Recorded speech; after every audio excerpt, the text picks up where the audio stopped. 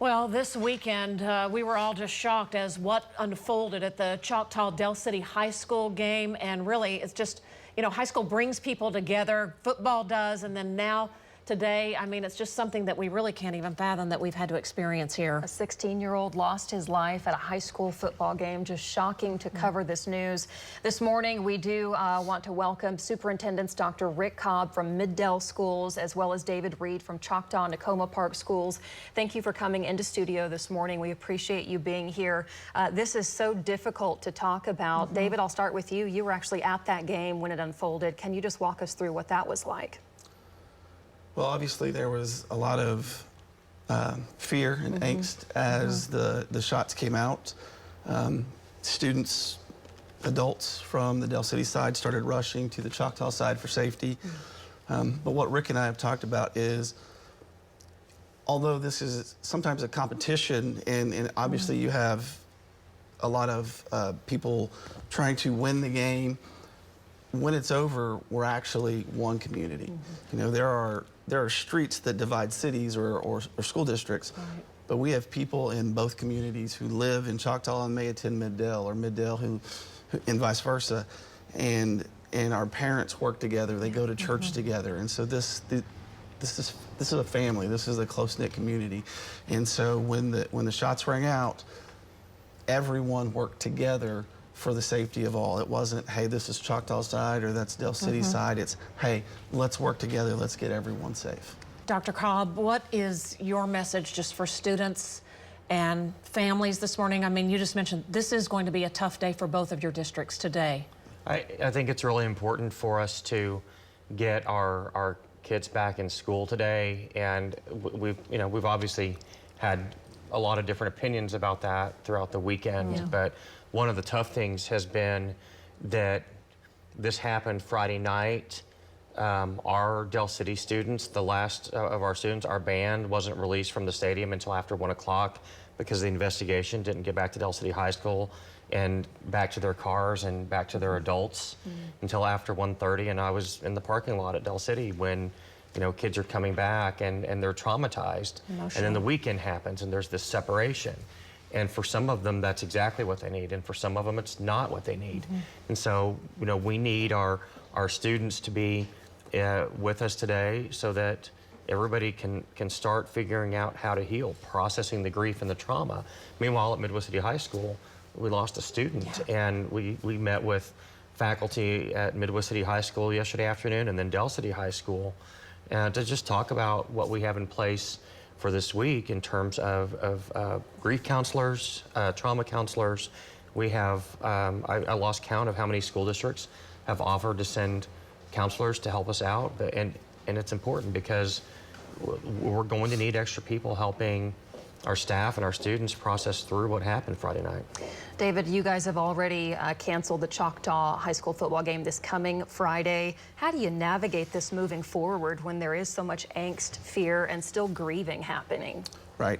I think you have to look at the individuals involved, the sports, the coaches. This happened on the football field. And our coaches, when we got together, just said our kids aren't ready this week. We want Monday to just be a family. Get in, have conversations, love on our kids, show them that we're there for them, give them the support, let them lean into the coaches. Then as the week progresses, you can start getting more and more into a routine. But Friday was the physical needs, safety.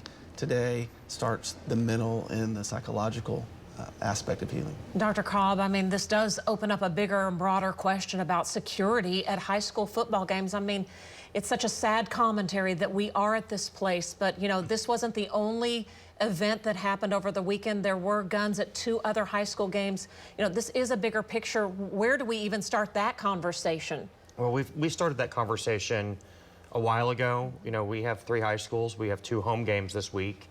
We have weapon detection systems in place.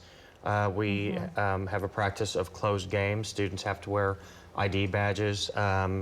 We do a really good job of keeping, at the Carl Albert Midwest City game this week, we're going to have the Carl Albert kids on one side, the Midwest City kids on the other side, and not having them cross over. I mean, we have security measures in place, but we're always in conversations with other districts and other people with ways that we can get better next week and better the next week and the better the next week. It's an ongoing process to just to try to keep our people safe, not only during the school day, but at big events. We have some control at who comes in our schools during the day, but when it's a big public event, it's really harder to control who's there, and so that's why I think it's important to have those measures in place. And we've looked at the Thunder, OU and OSU, the Zoo Amphitheater for different event procedures and tried to implement the ones that make sense for us. It's just so scary because kids want to be at those games. Yeah. And then we lost a kid at a game. So more discussions happening today and a lot of remembrance of 16-year-old Corday Carter right here. He was a Midwest City High School junior. Dr. Cobb, I know you don't personally know every single student in your district. Do you know anything, or have you heard some great things about Corday? I've heard a lot of great stories about Corday. He was also a student at Middell Technology Center, and so we'll have some grief counselors there as well. And he has it's a family that's in the district. I mean, when you lose a student, it's not just a student, it's a whole family. Yeah. It impacts so many people. I mean, we didn't know him, but it's like, if you're a parent of, a student, we were just at Choctaw on Friday with all these football players and the cheerleaders at the pep rally. And, it's like, it does shake you to your core because it seems like there's such an innocence lost, and that we're going to have to, really come to reality on what's taking place and keeping everyone safe. We thank you. Anything else that either of you want to add before we say goodbye and let you get to the districts this morning? I just want to say how proud I am of our whole community, our kids, our staff, the parents, businesses, churches, jumping into the gap to help us. It's an amazing place for us to be. David.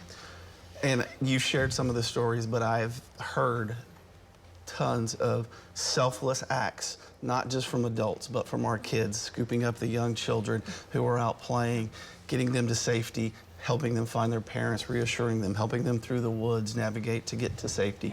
So the heroism that went on from the adults as well as the kids was absolutely amazing, just selfless, putting others before themselves. You're so right. The competition ended and everyone did become community-minded in that very instant during that game. David Reed, Dr. Rick Cobb, thank you for joining us this morning. Our thoughts and prayers are with your districts and your families. Thank you. Thank you.